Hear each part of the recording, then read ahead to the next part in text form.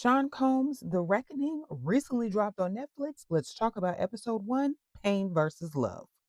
And you already know I took notes, so let's get into it. So it starts with September 10th, 2024. Okay, 6 days before his arrest. Sean Combs is on the phone with his attorney, Mark Agniflio. Yeah. Anyways, he tells the lawyer they are not working together the right way and they are losing. You at the wrong place looking to see what the people with the possible jurors are thinking. We have to find somebody that'll work with us, whether they from this country or from another country. It could be somebody that has dealt in the dirtiest of dirtiest dirty business of media and propaganda. It says in 2025, Sean Combs was tried in federal court on charges including RICO, schmix trafficking, okay, and violations of the Mann Act. The Mann Act is where you take somebody, okay, transport them across state lines for sexual services that you done pay for. Okay, that's what that is. He was convicted of 2 counts under the Mann Act. Okay, and he was acquitted of all other charges. Yeah, he was sentenced to 50 months in prison with time served. So I'll put the actual time somewhere up here. So in 2024, back in September, okay, Sean had a videographer follow him around. Okay, so that's where we got all this footage. During this time, he was under federal investigation because clearly, okay, this footage was obtained after his arrest. This is when 50 Cent paid for this footage, I guess. This is when the people got it, okay? Now, at this time, while he's in New York, he's staying at a hotel or something, okay? He has a little view he can look out. What is he looking at? The police across on the other rooftop. Yeah. This documentary has a lot of people who are friends or acquaintances of Combs, okay? That's what we're going to refer to him as from this point forward, okay? Aubrey O'Day said a leader is admirable, okay? Until you want to control everything and everyone around you. And Combs got to that point. Someone else said the more money he got, the more power he got, and the more he felt like money could get him out of any situation. So we find out that he dropped out of Howard University at 19 because he wanted to be in the music industry. So he tried to be in like these music videos and stuff. He was dancing. That's probably where we got the little Diddy Bop from. Okay. And that's why he'd be in everybody's music video. Yes. Okay. At this point, rap and hip hop are really solidifying their place in the music industry, honey, and they are on the rise. Okay. So when he was growing up, he went to Catholic private school in Mount Vernon. So this man is not a street kid. Okay. He wasn't out here on the streets. Okay. Slanging the, okay. So Heavy D was also from Mount Vernon. Not was that's where he from. Okay. And so he would go knock on Heavy D's door every single day and ask Heavy D to introduce him to Andre Harrell, who started Uptown Records. Okay. I don't know if all these times Heavy D answered the door, but one day he said, "Fine, I will introduce you to Andre Harrell." This is at the point where Diddy, aka Combs, gets to be an intern at Uptown Records.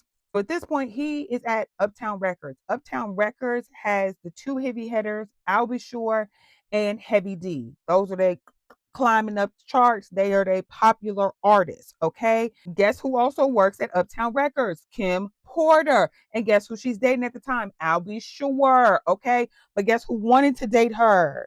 P. Diddy, aka Combs. Combs said, "This is gonna be my girlfriend." And they said, "This goofy ass nigga." Okay. He was real goofy back in the day. They say he was not, I guess, who he is now, but they said he was real lanky. And they was like, "Sir, you was not about to get with this woman." Okay. But he tried. And he would ask her on dates and ask her to kiss him and all this other stuff. Okay. And she kept saying no, I guess, until she said yes later on. At this time, he did not drink or do drugs. He said, "That's not for me." Okay. And he also made himself invaluable to Andre Harrell. Okay. So much so, he goes to Andre when Andre buys this $1 million house and tells him, "I just got in a fight with my mama." And Andre said, "You can move in with me." Or I think he actually told him, I'm gonna move in with you. How you gonna tell somebody I'm moving into your house? So Andre, he is laughing while he's telling this story, talking about, yeah, he moved in my house before I moved in my house. So Tim Patterson, he is also in the documentary. He met Sean Combs in 1977. They lived in the same house. Okay. So him, Tim, and his family, his mama and his daddy, they all lived on the first floor. And Combs and his mama lived upstairs, I guess. I don't, they lived somewhere else in the house. So unlike Tim, Combs did not have a daddy. Okay. His daddy was murdered. Okay. I think they said in the streets of Harlem, but it is rumored that he was a hustler and a gangster. Okay. Possibly a Okay, yes. Um, and he did leave some money to provide for Janice and Sean. Okay. But apparently Janice was also doing like 50, 11 jobs at one point. So maybe that money had run out, but she was out here working a whole lot to provide for her and her son. They also noted how, like, this is what Tim said. He's like, when we was at their house, we watched a lot of black exploitation films. Okay. Most of those films, of course, center around hustlers, gangsters, those kind of pimps, you know what I'm saying? And so that's kind of like the life that started emulating in that house, not his house, but their house. Okay. And they did say for younger pictures of Combs, he was dressed like a little gangster pimp. Okay. Yeah. Janice would also throw these parties, and the neighbor boy, Tim, and Sean would dance on this little stage in her living room. The neighbor, Tim, also said that he witnessed Sean getting beatings. He said his beatings was not like his whoopings at his house. Okay. They was severe and they scared him. Now back to Combs working with Andre. Okay. I guess Andre wasn't paying him enough, so he started promoting parties on the side. It was called like Puff Daddy Presents Daddy's House. So he was doing all these parties and everything, and he would have other artists come in. And they said the parties were mainly though to promote him, not the artist. It was mainly like to show him off. So yeah. Insert Joy. Joy Dickerson, she would go to these parties. One time she went to a party, then they had an after party. Guess where they had the after party? At Andre Harrell's house. Andre Harrell was also out of town and he had this party. So she said she stayed late to help clean up. And then that's when Combs asked her to be in this music video like the next day or something. Because she said she was wearing the same clothes from the night before in the music video. I don't know. It was a weird timeline. Anyways, they ask her, have you ever been assaulted sexually by Combs? She starts crying. She says, yes. She said she found out later after somebody said, hey, I saw a video of you and Combs doing some things that grown folks do. And she said, wait a minute, what do you mean? So he had videotaped her, drugged her, and assaulted her. Yeah. In 2023, she opened her civil lawsuit, okay, claiming these things that happened in 1991 and was one of the first amongst over 100 civil lawsuits filed against him. She said that she did approach people to help her. She also said that the video of her and him were shown at his parties, okay, and to different people. And every time she would approach somebody for help, they would be like, what do you want me to do? Or if I help you, then I can't get in his parties no more. If you help her, ain't gonna be no more parties. They also asked her if she ever confronted him. She said she saw him a few months later. He got on his knees and denied the whole thing ever happened. We also know that she did tell her mama about the incident because she would have nightmares and things like that. And her mom was there when she had one of these nightmares and she told what happened to her mother. She also said that her mother wrote a letter to Janice. Okay. Well, she put it Mr. and Mrs. because she didn't know there was no Mr. But she wrote the letter saying, this is what your son did to my daughter and it's heinous. Her civil case is still pending. Combs denies ever being alone with Joy, okay, or any sexual misconduct. He says the allegations are false and salacious. Now it's December 1991.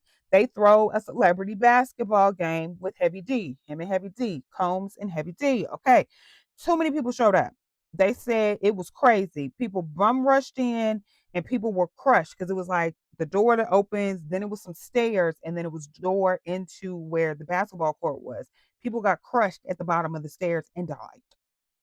This incident, because Combs' name was attached to it, and so was Heavy D, okay, is giving Ja Rule. He said, "This ain't got nothing to do with me. I didn't do this. Okay. I have no responsibility." They only spent, I think, $500 on security at the time, and 9 people died, okay, from this trampling. And because this was like such headline news and it was everywhere, this was the start of making Combs like famous. Okay. They said that he over promoted and overhyped the event, which caused all of these people to want to come. Now back to Tim, okay, because Tim is right there. Okay, so Tim said that he was with Janice and Puff, okay, Combs, in a hotel room. He said Janice questioned Combs, was like, "I don't know if this music industry thing is for you. Like, I don't know. It's a lot of stuff going on because of all of this craziness that happened after this celebrity basketball game." Okay. Tim said he witnessed Combs call his mama a bitch. Okay, Janice called her that and slapped her across the face. Fast forward, Combs has now asked Andre to become an A&R rep. Okay, so now he's working with artists at Uptown. His first artist that he's working with, Jodeci. Okay, so he is responsible for their image and their sound. Okay, like they weren't at the record label with anybody else before they were with Combs. Okay, next act, Mary J. Blige. Okay, and she is known for her hip hop soul sound that he created based on this one DJ who was somewhere, I don't know, the attic, somewhere uptown, something like that.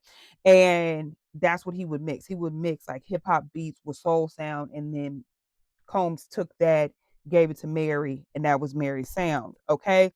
In 1992, Combs is then promoted to VP of A&R at Uptown Records. Okay, so he started as an intern, okay, and he is just working his way up. At this point, he also started dating Misa Hilton. Okay. He actually, I don't know if he was dating her before because she was the one that was the stylist for Mary and Jodeci as well. Okay. She was like friends slash dating this other rapper guy. And Combs said once they got together, no more of that. Okay. They say he was very jealous. One of his other friends, Keith, that he starts the record label with, said that he witnessed Combs beat the ish out of Misa outside on the street in New York City. 2 years after they got together, they had Justin. Keith was then the godfather of Justin, and he said he might have been the first, you know, Combs, Puff Daddy, like cult member or something. He was just like he don't know if he was just fed the juice or what. Okay, and he said maybe I was. Okay, after that, and his success with Jodeci and Mary J. Blige and everyone else after that, everyone was coming to him to get success for their acts, whether they was on another record label or not. Okay, so now Combs is becoming too big for Uptown. Okay, him and Andre are fighting because Andre is the owner and founder of Uptown. Nobody is supposed to be bigger than him. Okay, and Combs is becoming bigger than the group. Okay, nobody's coming to see you, Otis, and that's what it was doing. Yeah. So at this point, Andre fires Combs. He said, "You got to go." Because there was a clip he said, "I'm going to be drunk and da, da, da, by 8 o'clock." And Andre's like, "No, the hell you not." Because at the end of the day, you still got to. So at this point, Keith and Combs leave Uptown. Okay. Why did Keith leave? I don't know. But he also left. He left Uptown. They also had Biggie. Biggie was signed to Uptown. Andre said you could take Biggie with you. They had just done his album, so they bought the album from Uptown to bring it with them. They go to Clive Davis and a slew of other people, and clearly they signed under Arista at Clive Davis. Okay, Arista, yes, and that's when they start Bad Boy. Okay, so Kirk, he has 25% of Bad Boy, and Janice has 75% ownership of Bad Boy because of all the stuff that happened with the basketball game. And he said, "Ain't none of this can be in my name." Okay, that's what Combs said.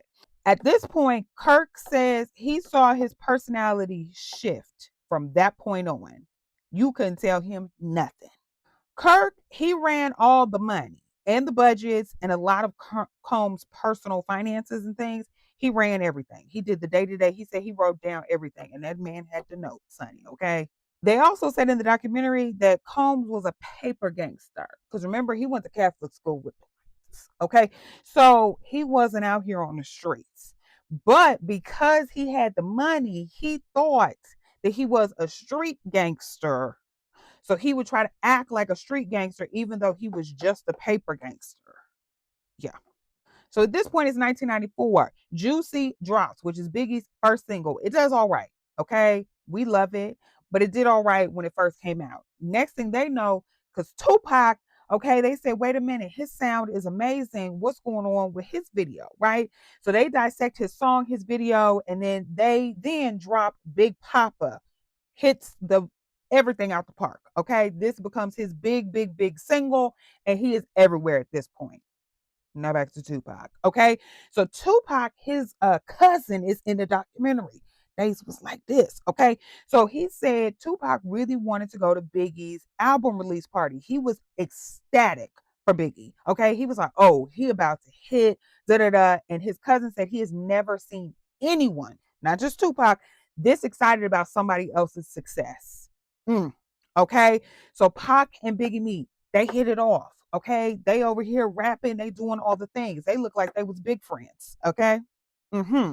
Tupac also invites Biggie on tour with him to open up for him. Yeah. So at this point, Sean gets jealous, aka Combs gets jealous of Biggie and Pac's friendship. He is like, okay. Kirk said there was a yearning for Combs to have total control. Remember what Audrey said? Okay. You're my artist, talking about Biggie. You're my best friend, talking about Biggie. Okay. And I pay you to work for me, talking about Biggie. Okay. Why do we need Pac? Because Pac was everything. Come on now. Like, they also said in the documentary that because Combs was a marketer, okay, he basically manipulated people, and that's kind of what marketing does. It targets people to want to listen or to want the thing that you're selling, right? The thing was, he was envious of Pac's success, even though he wasn't a rapper, because he didn't have to do that. Okay. He didn't have to manipulate people. He was just handsome. He could rap. He was a movie star. Okay. And the ladies loved him. And that made Combs furious. So at this point, he is threatened by Pac. Kirk even said that he believes that Combs had a lot to do with the death of Tupac. Let me know. Are y'all watching this? Because this is getting good. We still, I think there's like 3 or 4 episodes. This is just episode one, and I'll be recapping every single one. Okay. I'm about to watch all of the rest of them tomorrow. So stay tuned.